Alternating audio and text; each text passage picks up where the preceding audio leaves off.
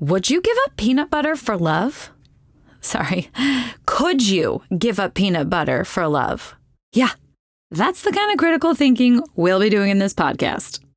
If you have a peanut allergy or don't like peanut butter, WTF, by the way, just substitute your favorite snack to shovel into your mouth with a spoon straight from the jar while standing in the kitchen without pants. Or cheese. Hi, I'm Kelly Shanley, and this is For Love or Peanut Butter, a true life dating podcast in which a seemingly eligible yet perpetually single woman, that's me, finally delves into the why and the how she has remained single into her mid-30s.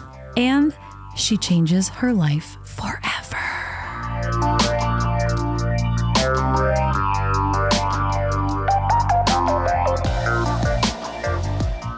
Anyway, could you give up peanut butter for love? I started seeing someone who has a life-threatening peanut allergy. As in, if I eat peanut butter and then accidentally kiss him, his throat will close up. And then guess who will be in charge of stabbing the life-saving EpiPen deep into his loins? Ow! Me. Exactly. So it's either spooning my organic, creamy, salted peanut butter into my mouth or getting spooned by my living, breathing, mostly unsalted boy toy. I simply cannot have both. I'm aware that I sound nuts. I'm sorry, I couldn't help myself. But cut me some slack. I've been dating in Los Angeles for the last decade. Yes, decade. And I only just now realized that every love story has its peanut butter.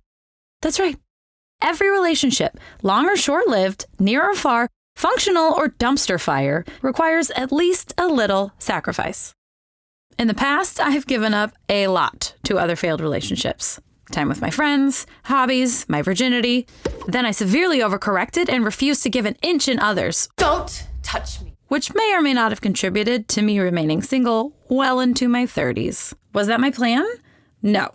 If you told 10-year-old Kelly that she would be unwed and childless at 35, would she be thrilled? Are you kidding me? No. Do I have some amusing yet soul-crushing stories to share? Absolutely.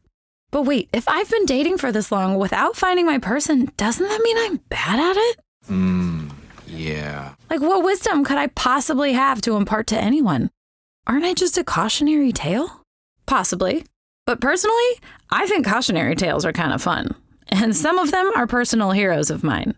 Every group of friends needs their Samantha Jones. I love you, but I love me more. Their Liz Lemon. If need be, I will marry myself. Their Elsa. You can't marry a man you just met. No, I don't have the sex life of Samantha Jones, a network comedy show starring Tracy Jordan, Liz Lemon, nor the ability to build ice castles with my bare hands. And yet, whenever I'm around my married friends, I find that I automatically have the floor.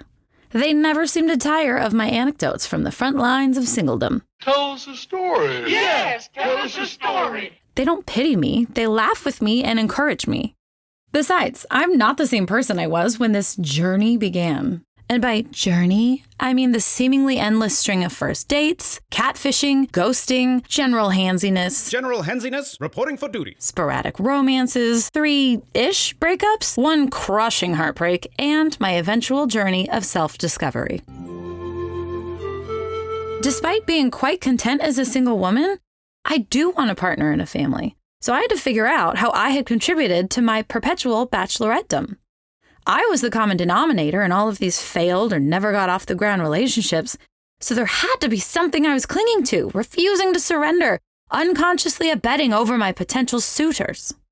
What was my peanut butter? We've all heard the old adage that love takes sacrifice, but that sounds so dramatic. It implies moving across the world or giving up a career or pretending you're not a princess so you can marry a commoner. But it's not always that obvious. Sometimes it's something as subtle as an attitude, a belief, a mindset. Those sneaky little hooligans are harder to spot, but equally significant in impeding or assisting the hunt for a mate.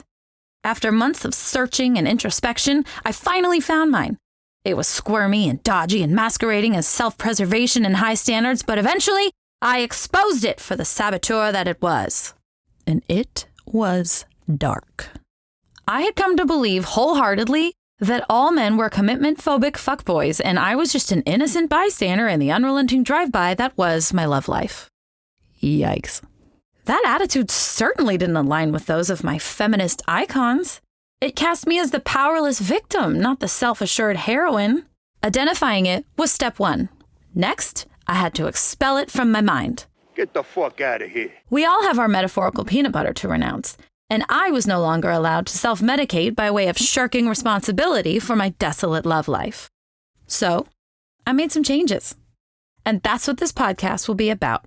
A seemingly eligible bachelorette who can't find love finally delves into the why and the how she has remained single into her mid-30s. I hope you'll join me for the reminiscence, retrospection, and retelling of some of my most epic date disasters of all time. I'm Kelly Shanley, and this is For Love or Peanut Butter.